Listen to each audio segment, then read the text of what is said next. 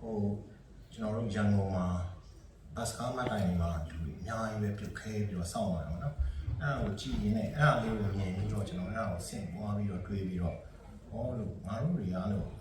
ရက်စောင့်နေပါတော့ queuing ဆိုတာရှင်ကျေးတဲ့ delay ပါဒါ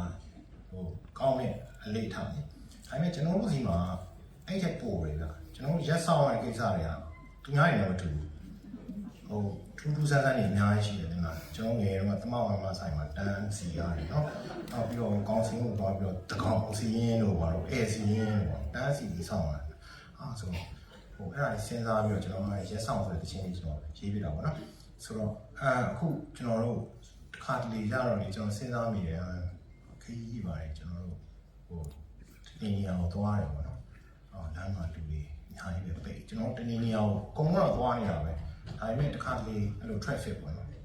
လူဖြစ်တော့လည်းကောင်းကားဖြစ်တော့လည်းကောင်းတစ်ခါတလေကျတော့တစ်ခါတလေရက်နေရတယ်နေရာရှိဆိုတော့လူတွေအကုန်လုံးကတော့တထွာသွားနိုင်တဲ့လူကတထွာသွားတယ်တလန်သွားနိုင်တဲ့လူကတလန်သွားတယ်